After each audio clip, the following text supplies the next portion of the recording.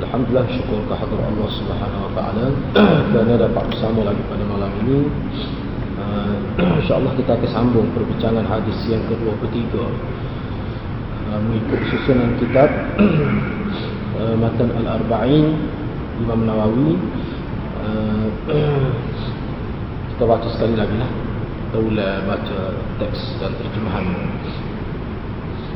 An Abi Malik Al-Harith بن عاصم الأشعري رضي الله عنه قال قال رسول الله صلى الله عليه وسلم الطهور شطر الإيمان والحمد لله تملأ الميزان وسبحان الله والحمد لله تملأان أو تملأ ما بين السماء والأرض والصلاة نور والصدقة برهان والصبر ضياء والقرآن حجة لك أو عليك كل الناس يغدو فبائع نفسه فمعتقها أو موبقها رواه مسلم. Diriwayatkan dari Abi Malik yaitu Al-Harith bin Asim Al-Ash'ari radhiyallahu anhu, beliau berkata Rasulullah sallallahu alaihi wasallam bersabda, bersuci sebahagian daripada keimanan, alhamdulillah memenuhi timbangan, subhanallah dan alhamdulillah kedua-duanya, atau ia memenuhi ruangan antara langit dan bumi. Salat adalah cahaya, sedekah adalah bukti, sabar adalah cahaya, Al-Quran adalah hujjah yang membantu atau hujjah yang menentang engkau. Setiap hari manusia akan melakukan aktiviti, maka ada kalangan mereka yang aktivitinya berbentuk mengabdikan diri kepada Allah, dengan itu ia memerdekakan dirinya, dan ada pula yang aktiviti mereka berbentuk membinasakan diri mereka sendiri. Jadi dalam hadis ini pada minggu lepas kita telah bincang beberapa perkara, khususnya yang berkaitan dengan at-tuhur syatrul iman. Apa maksud at-tuhur? Yang ini bersuci itu sebahagian dari keimanan. Kita setelah bincang itu, begitu juga disebut dalam hadis ini zikir, iaitu tahmid, menyebut alhamdulillah, memenuhi timbangan di hari akhirat. Demikian juga tasbih, yakni subhanallah, dan tahmid, iaitu alhamdulillah, kedua-duanya atau ia memenuhi ruangan langit dan bumi. Jadi berkenaan hak itu sudah kita sebut dah sebelum ni. Cuma kita akan sebut dalam istimbak ni kita akan sentuh sikit lagi. Cuma sebelum itu saya nak tengok, kita nak tengok apa maksud wassalatu nur, apa maksud Nabi SAW. Pada minggu lepas saya sebut juga bahawa nur, burhan, diya, dia ada makna yang sama untuk ketiga-tiga kalimah itu. Kerana ketiga-tiga kalimah nur, burhan dan diya itu secara lughah ni, dari segi sudut bahasa ni, dia ada makna cahaya itu. Dia ada makna itu. Cuma walaupun ada erti cahaya, tetapi dia ada perbezaan dia. Baiklah, sekarang kita nak lihat dulu apa maksud dalam hadis Nabi. Nabi sebut as-salatu nur. Dalam teks itu ada disebut as-salatu nur.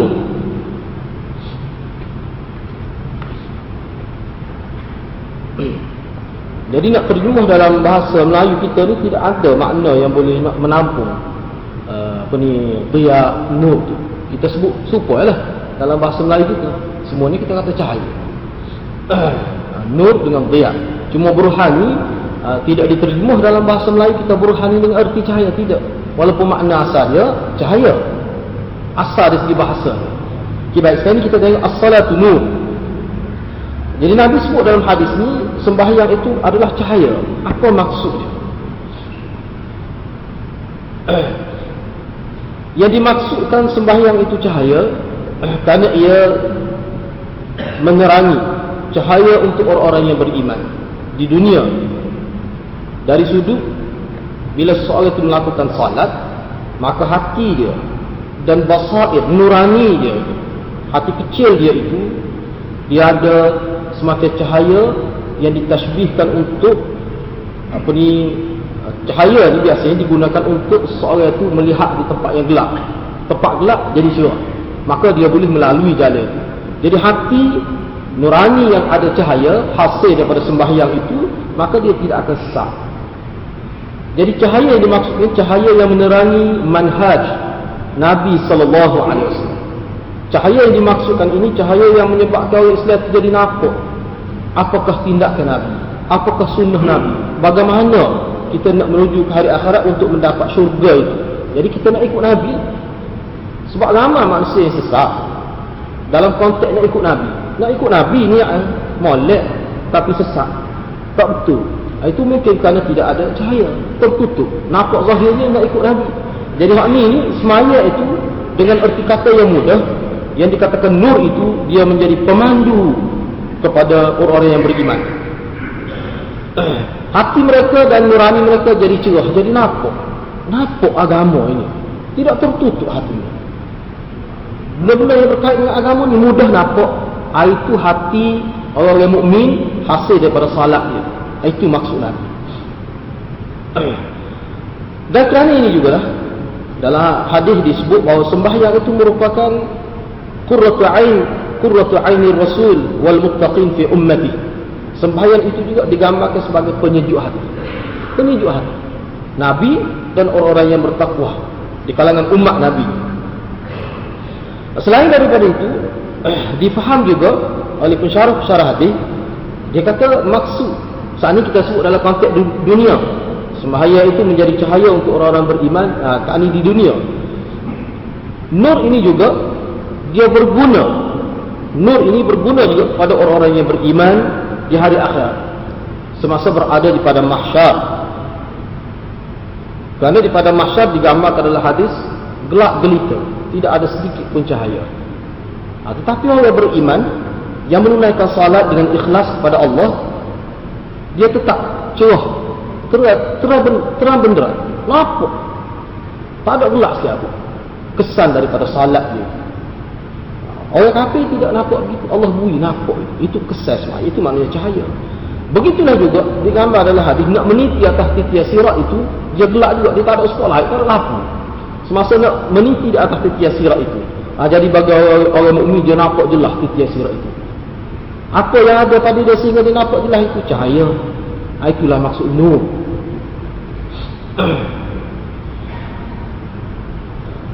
Walaupun cahaya, fa innal anwar tuqsamu lahum ala hasabi a'malihim. Tapi ulama kata sebut cahaya itu dia tidak sama di segi terang, malak dia tidak sama. Kadar cahaya itu tidak sama, itu bergantung pada amalan seseorang. Mungkin cahaya Nabi itu lebih terang, cahaya syuhada, sadiqin, salih lebih terang. Tapi cahaya orang yang maknanya banyak buat kesalahan tetapi kebaikannya banyak juga, mukmin juga dia, mungkin cahaya dia itu tidak seterang syuhada, tidak seterang para nabi, para anbiya, para salihin, siddiqin dan sebagainya. Itu bergantung pada amalan seseorang. Itu bergantung pada amalan seseorang. Syarnubi disebut dalam kitab dia. Syarnubi ni kalau kita tengok dalam kamus tokoh-tokoh agama, kita tengok dia ni ahli sufi. Banyak disebut ahli sufi lagi, ahli fiqh lagi, ahli tafsir lagi, ahli nahwu lagi. Syarnubi memang seorang ulama salah dia. Mana kita tengok dalam kitab tu, kalau tafsir ada sebut nama dia, dalam bidang fiqh ada sebut nama dia. Dia ni orang Mesir. Syarnubi ni orang Mesir. Orang Mesir. Jadi saya tengok dari tu, ada orang kata dia ni Maliki, ada orang kata dia ni Hambali, Syafi'i pun ada kata dia. Sebab tu setengah ulama kata dia ni, oleh kerana dia ni orang alim, sebenarnya hakikat dia ni dia tidak bertaklid pada satu-satu mazhab, tidak. Kadang-kadang pendapat dia sesuai dengan aliran ini, kadang-kadang pendapat dia sesuai dengan aliran ini. Sebab tu orang isnad dia kepada beberapa aliran dalam fiqh. Dia kata tapi dia ni mutasawwif, ahli sufi dia. Dia kata pandangan dia ni juga ahli bahasa. Syarnubi dia kata dinamakan sumiyat bidzalika lima yufham min hadith bashiril masya'in fi zulamil layl ila al-masajid bin nur at-tam yawm al-qiyamah. Dia kata sebab Nabi gunakan sembahyang ini sebagai cahaya, ditashbihkan sedemikian, kata Syarnubi, ini kerana melihat, kerana mengambil faham kesesuaian dengan satu hadis Nabi. Nabi sebut dah sebelum ini. Apa dia?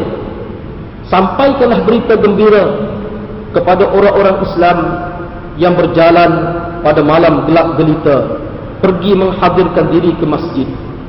Berita gembira apa? Dia akan mendapat cahaya yang terang benderang di hari kiamat ketika manusia berada dalam gelap gelita. Itu. Jadi dia kata, ini ayatnya keistimewaan orang pergi ke masjid. Lepas tu tak dapatlah kita yang kita duduk di telipuk ni, laku jalan penuh. Tidak gelap gelita. Dah ulama kata nak ayatnya susah. Gambar gelap gelita tu payah pergi juga. Aku nak ayat ni. Bukan nak ayat gelap. Maknanya mau lihat tutup lampu lah, tak nak pergi semaya. Baru boleh kelebihan ini, baru boleh nur. Ni kita ni kalau dalam bandar nak cerah kadang-kadang meh-meh siari kan. Lepas tu tak dapat lah nak kelebihan ini tidak. Semua ulama kata zulamil lail ilal masjid, gelap malam pergi ke masjid itu zaman Nabi. Sebab susah. Kalau zaman ketika bulan purnama tu nampak juga jalan bayar-bayar. Ni setengah-setengah tu kalau jauh daripada purnama, misalnya awal kita kata awal bulan kalau misalnya tidak tengah bulan tu, tapi sangat aku tak nampak gelap. Pagi juga masjid. Zaman dulu dia tidak secerah lon ni. Lon rumah orang kalau tak ada lampu jalan tu cerah lagi. Sebab apa? Sebab rumah orang, setiap rumah mesti dia pasal lampu luar rumah tu. Ada kesan cerah tu. Jadi kita lihat dengan tempat kita ni. Maknanya sebab tu ulama tafsir hadis huraikan hadis ni susah pergi juga. Susah tu dia tidak sama. Dia tidak susah ni dia tahu kan. Setengah orang tu susah dengan anak kecil, setengah orang tu susah tak ada kenderaan, setengah orang tu susah kerana trafik jam, macam-macam susah ni.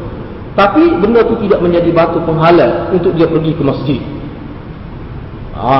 Lepas tu apakah dapat hadis ni? Kita akan dapat nur at-tam ini, cahaya yang terang benderang ini khusus untuk semaya, pergi semaya untuk malam saja?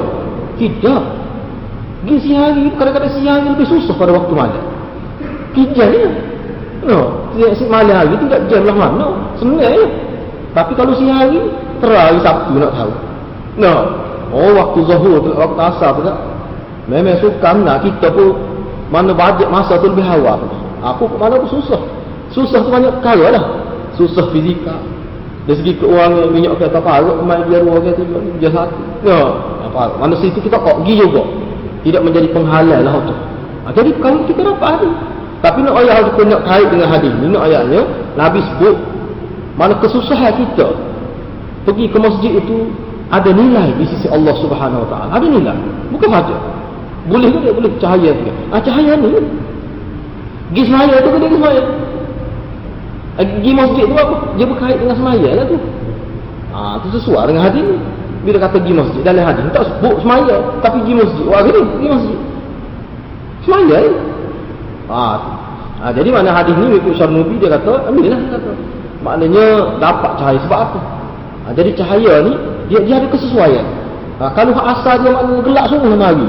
Walaupun gelap pun tak apa, tapi hari akhirat ketika semua orang gelap dia cerah. Sebab tu ulama kata kita nak pakai dalam konteks sekarang, gelap tu pergi juga tu dengan arti susah. Allah ni kita susah, nampak susah hari. Habis minyak kereta, banyak perkara lah susah. Kadang-kadang kalau hujan aku pergi juga susah. Tapi di akhirat kita sedang. Ketika orang lain susah gelap, kita sedang. Sebab apa? Cerah nampak. Susah manusia ni berasa lemah gelap walaupun luah tu. Kerana gelap dia jadi lemah. Pada waktu tu dia senang.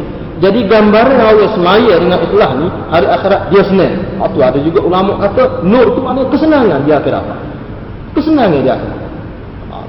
Bukan kata cahaya saja, tidak. Ulama faham luas. Bukan kata cahaya saja, tidak. Itu gambaran kesenangan.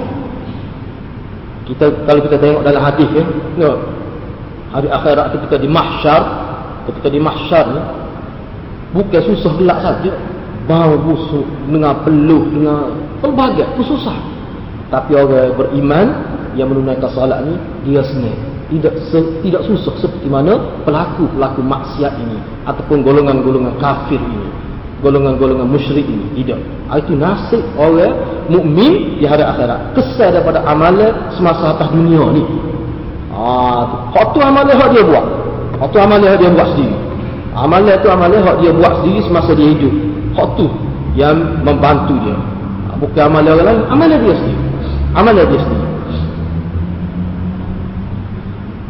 Imam Nawawi juga ada cuba nak menghuraikan makna as-salatu nur. Imam Nawawi ada sebut. Wa dhahaba an-Nawawi ila annaha shubbihat bin nur likawniha tamna'u min al-ma'asi wa tahdi ila as-shawab kama anna an-nur yustada'u bih. Kata Imam Nawawi, sebabnya Imam Nawawi dia hadis ni kalau kita tengok Imam Nawawi dalam kitab ni dia pun riwayat juga, dia sebut juga dalam kitab Riyadhus Shalihin pun ada juga. Kitab dia belaka tu. Hak ni pun kitab dia, Pak Riyadhus Shalihin pun kitab dia. Dia sebut belaka hadis ni, ada belaka dia. Jadi dia buat huraian, ada huraian dia. Dia kata ke dia? Dia kata nur itu ditashbihkan nur kepada salat. As-salatu nur ni tashbih yang mana dalal semaya itu cahaya. Tashbih itu tu apa? Kerana sembahyang yang benar-benar menepati kehendak syarak, dia mampu menyekat sahib dia, pelaku dia. Orang yang semaya itu, kalau semaya itu betul, semaya itu ada kekuatan, dia mampu menghalang orang yang semaya itu daripada terjebak dalam perkara maksiat. Itu maksudnya. Jadi semaya itu, sebab itulah kalau kita belajar Arab, dia alif lam ni dia ada alif lam hakikat. Dia panggil dalam tidak alif lam lil haqiqah. Alif lam di samping memberi erti ma'rifah, dia memberi erti hakikat. Hakikat semaya sunnah. Kita boleh terjemah begitu. Berdasar pada alif lam yang ada itu. Sebab kata al-muslimu man salima al-muslimuna min lisanihi dan sebagainya. Orang Islam sunnah yang mana orang Islam yang lain terselamat daripada bencana lidah dia. Islam sunnah lah betul. Tapi kalau Islam tak lupa, orang tak berani nak masuk dekat, mulut udah pelajak misalnya tu. Kecek sikit, dia berlomah lalu kita dengar. Ini tidak Muslim yang sunnah. Muslim juga sebab dia tak jadi kafir, tetapi tidak sebenar. Muslim lagu ni tidak boleh jadi contoh. Muslim lagu ni tidak menarik perhatian orang kafir. Muslim lagu ni tidak menarik perhatian malaikat rahmat kepada dia. Tidak menarik. Tapi Muslim yang sebenar, orang yang jaga lidah. Siapa orang lain tak terasa. Itu fungsi alif lam lil haqiqah. Hak ni pun begitulah juga. Semaya sunnah, dia boleh jadi cahaya. Apa maksud cahaya tu? Dia Nawawi kata cahaya tu maknanya dia memandu orang yang semaya itu supaya dia kenal ni maksiat. Ini taat, dia kenal. Menyebabkan dia tak buat. Itu maksud cahaya. Baru ada guna cahaya tu. Itu kegunaan cahaya tashbih, bukan cahaya hakikat. Kalau cahaya hakikat untuk menerangi jalan, ni cahaya dalam bentuk tashbih. Gambarkan seperti cahaya. Naknya tu dia. Dia memandu orang yang semaya itu supaya tidak terjebak dalam maksiat. Dan semaya yang sebenar itu juga, dia menepati kehendak roh syariat. Dia juga watahdi ila shawab. Dia boleh memimpin orang yang buat itu supaya dia sentiasa bertindak dengan betul. Itu orang hakikat semaya yang betul. Sebab tu setengah ulama sebut, kalau seorang itu semaya tiba-tiba dalam hidup dia banyak benda-benda tak betul. Salah satu tindakan yang perlu dia buat adalah membuat semakan terhadap ibadat solat. Salah satu. Dan benda ni disebut dengan terang dalam kitab-kitab pendidikan Islam. Ini beza. Kalau ada tak kena berlaku bencana apa, kena cek semaya. Itu salah satu benda yang dianjurkan oleh ulama. Berdasarkan dia faham teks-teks agama ni. Kita tidak tahu kaitan semaya ni dengan kehidupan kita. Dia ada kaitan. Kena cek lah. Boleh jadi semaya tak betul. Kita kata betul dah. Mana kena cek belum apa. Semaya pada zahir itu dah. Kata lulu dah. Maknanya ada tu di sebalik tuntutan semaya ni. Mungkin kita tidak buat. Bagaimana anak kita semaya kata? Bagaimana isteri kita tutup aurat kata? Bagaimana keluarga kita ni dari segi kehidupan beragama mereka lagu kan? Mungkin situ ada tak kena. Jadi mana semaya ni sebab itulah setengah-setengah ulama ahli-ahli pendidikan, orang yang semaya betul-betul ni Allah beri suatu signal kepada dia. Ni ahli tasawuf dah kecek gitulah. Dia beri satu signal mudah terasa silap yang dia buat. Itu salah satu kesan. Dan itulah juga cahaya ni. Bila ada cahaya dalam jiwa dia, bila dia buat salah, dia mudah terasa salah. Dia mudah terasa, terkesan. Bila buat satu asal lalu, menyesal. Itu kesan jiwa yang hidup. Jiwa yang hidup ni jiwa yang percaya. Itu maksud. Jadi makna dia itu sangat besar. As-salatu nur. Tidak jiwa mati tidak. Kata ke apa? Tu maknanya jiwa buat. Itu jiwa subhanallah tu lagu tu. No, kata ke apa? Tu kalau lagu tu berat tu jiwa. Jadi kita orang berilmu, orang tiklif orang tu kita rasa usaha. Kita rasa usaha. Kita rasa usaha. Jadi manusia dia boleh sampai ke tahap itu. Sebab tu dia kena jaga semaya. Sebab itulah Nabi kalau kita tengok dalam hadis Nabi, pendidikan awal Nabi sebut semaya. Nabi tak suruh ada hadis suruh puasa berarti ada. Kita tak jumpa. Tapi semaya Nabi suruh. Sampai 10 tahun tak lekat lagi. Semaya tak lekat. Boleh pukul dengan takdir untuk mendidik dia. Semaya. Sebab dia kesal semaya tu. Mana kalau semaya duduk dengan ibu bapa 18 tahun, anak tak lekat semaya, ibu bapa dia kena bertanggungjawab. Salah ibu bapa. Duduk dengan ibu bapa, dia pergi ke masjid mau berapa, anak dia lepas SPM kata. Ataupun dia masuk asrama penuh lepas dia jannah. Kok mana duduk lama betul mau nak semaya tahu tak? Tak nak siapa tu. Ada tu tak kena ibu bapa tu. Mesti ada tak kena tu. Galai lekat belakang. Matematik betul. Saya kurang reti belakang. Tapi mana buat semaya jadi terlepas? Ada tak kena ibu bapa. Ibu bapa tu masalah. Maknanya tak tekan tu. Tak tekan matematik saja. Tu perlu juga. Tapi tak ada lah ulama kata kena reti tu masuk surga. Tak ada semua itu. Tapi kok mana penting? Kita tak nafi tu. Tetapi kenapa tinggal yang penting dunia akhirat kita tinggal? Tu silap orang Islam. Tu sebenarnya tak masalah tu memang tak masalah. Dia ada dalam kitab ulama menimbulkan persoalan. Bolehkah kita fikir? Kalau kita nak fikir, buntu kita. Kenapa anak duduk 18 tahun dengan ibu bapa, tiba-tiba tak semaya tak lekat? Mesti ada tak kena tu ibu bapa. Mesti ada tak kena. Hak inilah Nabi kata kullu mauludin yuladu ala fitrah fa abawahu ma yumajjisani aw yunassirani aw yuhawwidan. Ibu bapa lah yang mencorakkan kehidupan anak. Cara hidup ibu bapa. Jadi maknanya benda-benda begini penerapan solat ini dia bermula seawal usia lah. Seawal usia lah. Anak kita ni boleh meniru sama berapa. Situlah kita kena jaga dia. Biar dia pakai pempoh. Apa buat? Sebenarnya tak payah suruh anak semaya. Dia jadi dengan sendiri. Kalau ibu bapa tu cakna kepada semaya. Dia jadi dengan sendiri. Sebenarnya. Supaya benda-benda lain. Apakah bahasa ni kita ajar pada anak kita? Bahasa je boleh kecek Melayu. Kita ajar kah? Tak ajar. Tapi dia dengar. Kata anak orang Urdu tahu kecek Melayu. Anak orang putih tahu kecek Melayu. Sebab dia dengar mak dia kecek orang putih. Cuma dia orang putih tapi mak dia kecek Melayu. Jadi kecek Melayu tahu kecek orang putih. Maknanya budak tu dia tiru apa yang paling dekat dengan dia. Maka yang paling dekat dengan anak ibu bapa. Tapi kenapa anak tak dekat? Kena cek ibu bapa. Allah akan tanya tu. Allah tak tanya cek ibu dia sekali. Tanya ibu bapa. Jadi semaya itu penting sangat. Tersangat penting. Tersangat penting solat.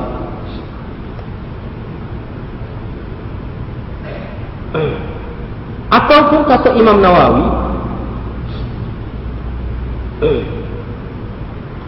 sembahyang itu sababun li isyraki anwaril ma'arif wa insyirahil qalb.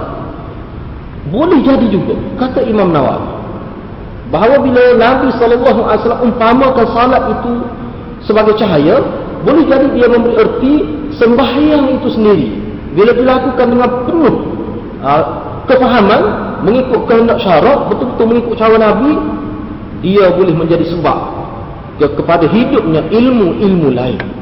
Dan dia sebab apa? Sebab dia boleh menjadi kepada ni insyirahul qalb. Insyirahul qalb mana? Jadi lapar dada, luah dada.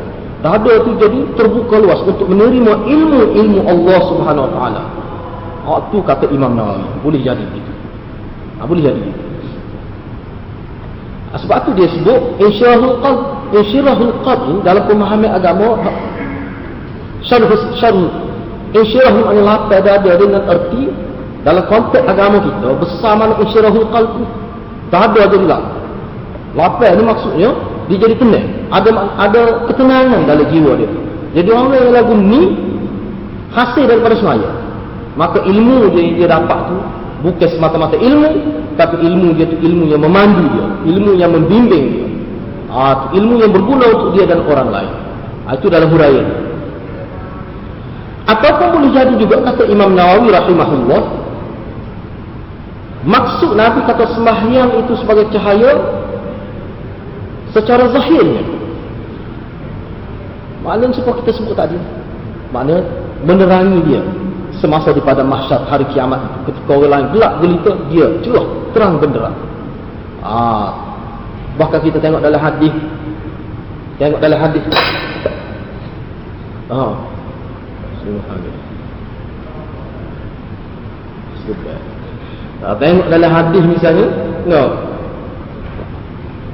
misalnya, tengok dalam hadis ada disebut bagaimana orang kafir ni minta nak tupai cahaya orang Islam. Ada disebut dalam hadis di hari akhirat. Bila dia tengok orang Islam ni ada cahaya, nampak cerah, dia minta nak tupai cahaya. Orang Islam kata dia, cahaya ni bukan milik aku boleh ni kerana aku usaha di dunia. Mana kalau start nak cahaya start atas di hari akhirat tak boleh. Cahaya aku boleh ni bukan aku amal atas dunia. Bukan aku amal atas dunia. Gitu ada disebut dalam hadis. Kalau kita baca hadis, tengok hadis ni akan jumpa ada disebut gitu. Dan yang terakhir yang kata Imam Nawawi, Nabi kata as-salatu nur tu, sembahyang itu sebagai cahaya. Boleh juga dengan erti bila seorang itu sembahyang dia nampak cahaya pada muka dia di hari akhirat. Cahaya ni maksudnya nampak kesan cahaya yang dia cerah. Kalau kita kata tengok tu senang hati, dia kata qurratu ain. Itu maksud cahaya pada wajah di hari dunia, itu maksud qurratu ainir rasul wa qurratu ainil mu'minin. Ni muttaqi. Wa qurratul muttaqi wa qurratu ain lil muttaqi. Gitu. Kalau inilah disebut bahawa semaya itu dia cahaya pada Nabi di hari dunia, dan cahaya juga pada orang bertakwa di hari akhirat. Cahaya lagu mana? Dia jadi penunjuk hati, tengok dia sejuk. Keria uduh lah, seperti Bilal misalnya. Bilal memang Nabi pun sebut uduh Bilal, tetapi ada cahaya. Muka dia tak ada cahaya. Setengah orang itu comel tapi tidak menyejukkan hati. Comel yang kira lah. Kalau kita kata spesifikasi orang comel lah, memang comel hidung, macu, pipi, comel putih lagi. Tapi tengok tu tidak ada erti qurratu ain, tak ada. Kita tengok tak ada pasukan, tapi setengah orang tu uduhnya tak comel. Mana kalau nak tanda petai lagi lah. Tapi tengok dia tersejuk hati, itu kesan. Kata Imam Nawawi. Jadi benda-benda lagu tu manusia tak dapat sesama manusia, dia dapat anugerah Allah hasil daripada solat dia tu. Itu kata Imam Nawawi. Seterusnya dalam hadis ni Nabi sebut juga. Kita terjemah dulu, lepas kita cuba bandingkan makna nur, burhan dan diya itu. As-sadaqah burhan. Dalam hadis ni Nabi kata sedekah itu bukti. As-sadaqatu burhan. Sedekah itu bukti. Apa makna bukti? Hujjatul li sahibiha fi adahi haqqil mal. Sedekah ni sini sedekah yang hakikat lah. Sedekah yang hakikat, iaitu sedekah yang berkait dengan pemberian harta milik seseorang kepada orang lain. Bila dia beri itu, makna benda itu tidak jadi milik dia, itu makna sedekah. Sedekah dalam bentuk harta. Jadi sedekah yang diberikan ini, maksud burhan itu, bila seseorang itu beri sedekah harta dia milik dia yang sebenar, maka dia sudah dikira telah melaksanakan hak harta. Dia dalam konteks agama ni, harta ni dia ada hak kita, dan hak kita betul-betul pun dia ada sedikit hak orang lain. Itu kita kata konteks kemasyarakatan dalam Islam. Mana Islam aja dari segi hidup bersosial ini, harta milik kita betul-betul kita cari dengan cara yang halal itu, Islam aja dalam harta tu dia ada sedikit hak orang lain. Hak kita tu memang lah, tapi dia ada hak orang lain. Kalau kita langsung tidak ada sedekah, maka kita sudah ada sebenarnya, walaupun tidak curi, walaupun tidak rasuah, walaupun tidak tipu harta orang, tetapi tak terlepas lagi daripada tanggungan hak orang lain yang kita mesti tunaikan. Kalau kita tidak sedekah, tidak berikan harta kita. Hak zakat tu hak wajib. Hak zakat tu wajib. Sini ulama kata sedekah di sini sedekah hak sunat. Sedekah hak sunat, bukan sedekah hak wajib. Kalau sedekah wajib tu memang hak tu zakat. Hak tu bab lain. Hak ni sedekah sunat ni. Sedekah sunat walaupun bunyi sunat pun. Jangan itu memang. Kalau hak zakat tu ya lah. Yang mana disebutkan. Ini dia bukan sebut hadis, maknanya intipati daripada hadis.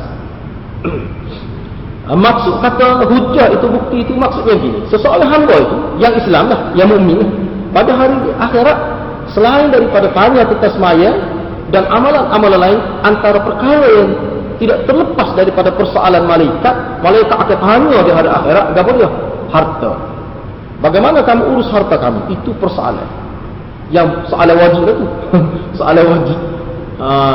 Kita nak kata soalan popular, kau kerak tubik nak tahu, kau ni tubik, betul tubik ni dalam hadis ini. Malaikat akan tanya berkenaan dengan harta.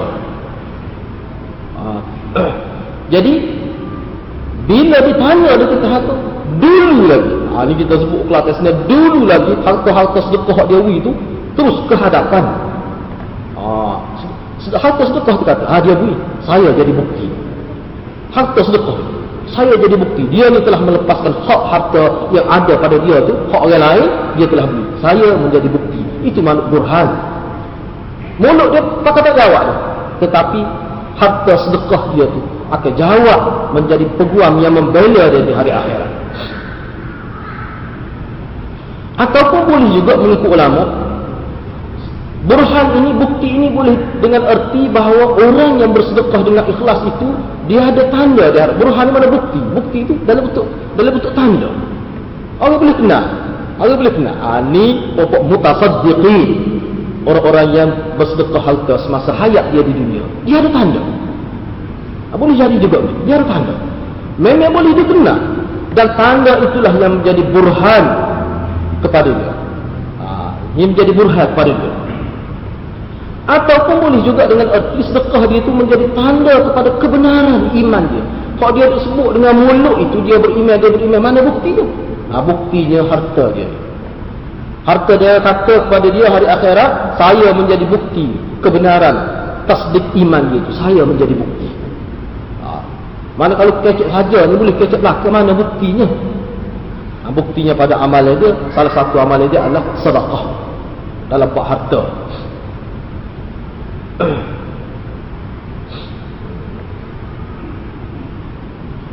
Seterusnya as-sabru diya. As-sabru diya. Jadi hadis yang menyebutkan bahawa sabar itu dia ada hadis khusus sebenarnya. Hadis yang berasingan dalam kitab.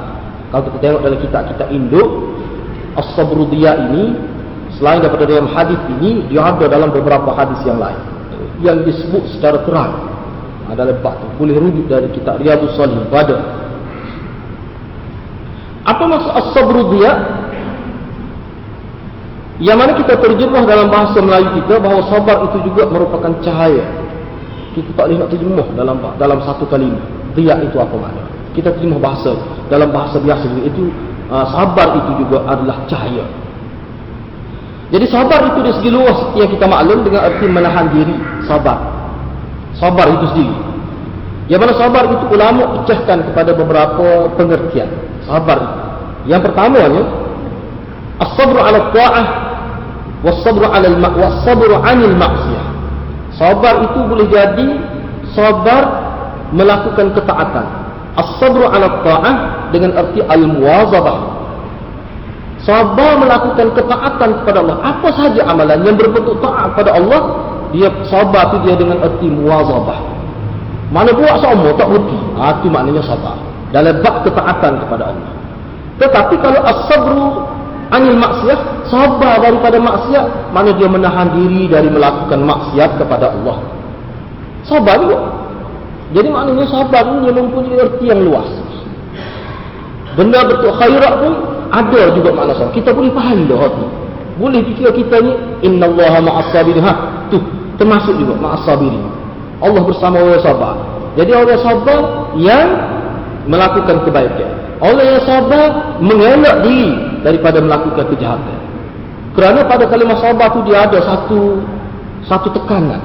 Satu tekanan dia panggil mujahadatun nafs, tekanan. Mujahadatun nafs mana satu tekanan dalaman. Kita sebut mujahadatun nafs.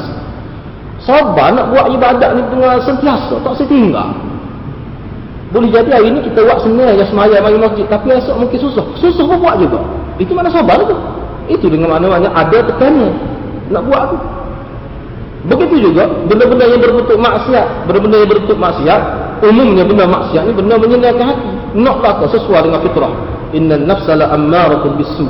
Naluri manusia memang dia suka pada benda. Memang dia sesuai dengan jiwa dia. Tu yang buat secara fitrah. Jadi bila kita nak lawan, nak start, kita sesuai jiwa kita dengan maksiat itu, nak kasi buat, nak boleh buat, tapi tak kasi buat, itu ada mujahadah tu, ada tekanan tu. Ada tekanan tu. Lebih-lebih lagi kalau orang itu memang biasa buat dah kesalahan tu. Nak berhenti itu payah. Nak berhenti itu payah tak? Tidak, nak berhenti itu payah tak? Misalnya kita kata kalau bisa okok lah, bisa nak berhenti misalnya tak? Nak berhenti tak? Kita mengaji hadis ni, mengaji banyak bahasa nak berhenti tak? Cuba, ingat senang tak? Hai, tak kecek lah berhenti. Apa payah? Susah tu. Misalnya ada anak-anak saya lah, nak beli dia muti, nak boleh berhenti rokok, dia pergi Makkah nak berhenti rokok. Rupanya Makkah pada dia rokok insya-Allah. Tapi dia pergi Makkah nak berhenti rokok. Tapi alhamdulillah sebab niat dia molek boleh. Tapi dia ada cerita, ni keluarga dekat kenal lagi lah. Dia ada cerita, dia kata kuat dia tekan ni. Di sana kuat juga buat tak Arab. Berat lagi pada kita. Benda lain dia ustaz. Tak lebih parut lagi. Tapi dia kata tekannya dia bila tu pernah dia jalan di luar pada bangunan Masjid Haram pagar itu, dia jumpa putih rokok payah tu, tak tahu siapa dia, ambil nusuk ambil itu, lega mata. Tapi alhamdulillah dia boleh berhenti lah. Bila nekat nak berhenti tu insya-Allah boleh, tapi mungkin niat dia molek tu dah terhabui. Tapi payah lah. Tidur lepas subuh ni, biasa tidur lepas subuh ni. Payah nak berhenti. Kalau budak-budak ngapa Quran, betul ustaz dia. Nak jaga budak tidur lepas subuh. Dia jadi memang dah letih lah, dia cakap benda. Sebab dia biasa. Tama-tama kalau cuti bulan Ramadan rumah dia, kalau dia pergi ke sekolah ke asrama dia tu, waktu makan masa minggu pula nak selesai masalah tu. Kebiasaan dia. Jadi nak balik. Tu. Jadi perlu mujahadah tu, tekanan. Nak lawan tekanan. Tu mana perlukan pengorbanan. Jadi sahabat-sahabat tu dia. Baik, tak apalah kita tengok gini ya. Yang keduanya, sabar itu juga boleh dengan arti sabar untuk menghadapi al-aqdarul mu'limah. Maknanya takdir-takdir Tuhan yang menyakitkan, yang menyedihkan. Kita panggil bala dan sebagainya, musibah dan sebagainya. Misalnya kematian dalam hadis Nabi sebut seorang kematian orang disayangi, kalau dia sabar, syarat sabar. Ayatnya besarnya sabar. Kalau dia sabar, kematian orang yang disayangi, kalau dia sabar, Allah beri kepada dia syurga. Sebut terang dalam hadis. Syurga. Apa tu? Sabar situ sakit. Dia terima takdir, dia tak sungguh. Tidak duk tarik rambut, tidak duk soyak baju, tidak tepuk dada pusing kedak, tak ada tu. Tak ada belum lagi. Dia sabar terima. Ini takdir Tuhan. Takdir Tuhan. Sebab ulama-ulama kita dulu, bila anak dia mati dia jerit. Orang tanya apa jerit? Hari ni baru dia terasa anak dia hidup. Masa hidup dia tak rasa lah. Bila anak mati baru terasa hidup semua anak dia. Sebab kalau tak hidup dia tak mati. Baru dia terasa. Itu cara dia nak rawat jiwa dia. Itu cara motivasi diri. Cara ulama kita dulu. Maka dia boleh terima. Jadi sabar tu. Dia boleh pahala besar. Sebelum kita jadi minggu depan kita akan bincang cahaya-cahaya tu lagu mana tu malam tak ada. Cuma saya nak sebut sikitnya secara ringkas lah. Kenapa bila kita ditipu malapetaka kita sabar tu boleh sebab? Apa yang boleh? Apa yang boleh sampai syurga tu? Ada tekanan kat nisa. Yang kedua, dengan sebab sabar itu bercahaya. Cahaya ni dia sabar ni lawan dia marah, ghadab. Ghadab ni Nabi gambarkan dalam hadis seperti api. Yang mana benar ni sifat syaitan. Api ni ulama kata Nabi gambarkan ghadab itu berlawan pada sabar. Ghadab itu digambarkan dengan api kerana api itu sifat dia ada asap. Bila dia nyala dia ada asap. Mana bila orang tu marah, tak ada sabar, maka asap tu jadi tertutup. Dia tak nampak implikasi buruk. Sebab tu kadang-kadang orang setengah tu bila dia marah, dia sanggup bakar rumah. Dia sanggup juga tolak 3 bini. Lepas tu bila asap tu tak ada, bila asap tu tak ada, api tu mampu klik rumah menunggu. Gila pun ada. Apa tu? Sebab tidak ada biak, tidak ada sabar. Bila tidak ada sabar, tidak ada biak. Ghadab tu makna api, lawan. Jadi kalau orang tu sabar bila ditimpa malapetaka, dia ada biak. Biak tu maknanya walaupun dia tak ada marah pun, kalau dia sabar, Allah buka ruangan dia berfikir. Minda dia tidak tertutup. Dia boleh berfikir dengan rasional. Itu maksud biak. Orang panggil lain dalam istilah ini kita kata masih tidak hilang pertimbangan. Itu makna biak. Kesan daripada sabar itu, dia tidak hilang pertimbangan. dia tak akan menyesal. Tu. Jadi dia rasanya hak lain tu kita akan bincang minggu hadapan, dan insya-Allah minggu hadapan kita sebut lalu sama ringkas ni. Ringkas ni dia gini. Nur ini, nur, burhan dan dia ini dia ada makna cahaya lah. Kalau nur ini dia lebih merujuk pada cahaya yang tidak panas dan tidak ada kemampuan untuk membakar sesuatu. Itu makna nur. Dia yang digunakan kepada sabar ini api juga, tapi api itu api yang hararah, ada kepanasan, ada habor, dan dia boleh membakar. Itu dia. Memang kita sabar kita merasakan lah mewah apa tu, panah tu isyarat pada panah tu. Tapi cahaya tadi, cahaya kata apa ni, semaya tu, cahaya tu, nur itu diguna untuk bulan purnama dalam bahasa Arab. Kalau dalam sastra Arab, nur itu digunakan untuk bulan purnama. Bulan purnama itu dia menerangi, tapi tidak cerah mana, tapi boleh kita jadikan sebagai suluhan kita lah, jadi tidak gelap lah kira-kiranya. Waktu dia tak panah. Dia tak panah. Itu nur. Manakala burhan pula, sedekah ni, burhan ini dia cahaya juga. Dia lebih kecil saiz daripada dia. Kerana dalam penggunaan bahasa Arab, burhan ini makna asal dia panggil syu'a'. Syu'a' ni maknanya, contoh kita kata ni matahari, cahaya dia mata pergi sana. Cahaya tu, waktu tu dia tidak panas seperti hak duduk dengan dia tu. Pancaran cahaya matahari tu panggil burhan dalam bahasa Arab. Cahaya ni panas tu, ada juga panas. Sebab tu kena matahari berat taklah kita. Panas tu, tapi tidaklah membakar seperti dia. Apa nak sedekah yang panas juga. Kita cari harta cuba nak sedekah, ada juga perlawanan, ada juga. Makna dia ada juga nak ayat tekanan itu. Itulah makna dia. Itulah makna burhan itu. Syu'a' mana api cahaya daripada matahari. Itu makna asal dia. Itu makna asal dia. Jadi insya-Allah perkara-perkara lain yang Nabi sebut itu berkenaan dengan Al-Quran itu berkenaan. Ada juga ulama sebut, duk bincang-bincang itu, ada ulama sebut kalau begitu sabar dengan semaya ni mana lebih. Ada ulama bahar dalam kitab ni. Sakit bahar. Jadi kalau begitu semaya dengan sabar ni mana lebih?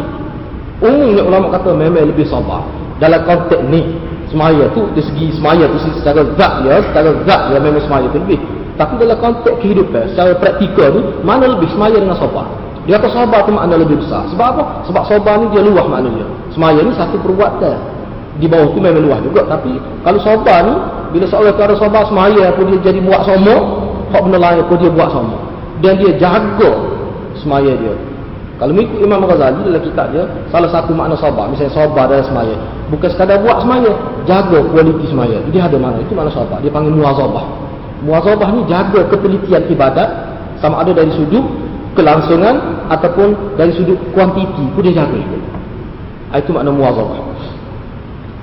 Jadi setakat itulah minggu depan insya-Allah kita akan sambung hadis ni lagi. Nampaknya kita nak tengok dari sudut wal Quran hujjatul lak aw alai kullu an-nas yaghdu fa ba'u nafsahu fa mu'tiqa aw mubiqa. Kita nak lihat dari sudut tu pula. Sebab apa? Sebab kata-kata Nabi yang Nabi sebut dalam hadis ni dia menjadi tunggak. Kata Imam Nawawi dia kata hak ni usul sebenarnya. Kita kena faham molek hak ni. Memahami hak ni dia jadi baik manusia. Dia jadi terjaga amalan lain, menjaga hak ni. Sebab tu benda ni dia masuk dalam jawami'ul kalim juga untuk konteks agama. Makna besar lah. Jadi insya-Allah perbincangan itu kita akan bincang pada minggu hadapan insya-Allah. Masa setakat itulah, billahi taufiq. Wassalamualaikum warahmatullahi wabarakatuh.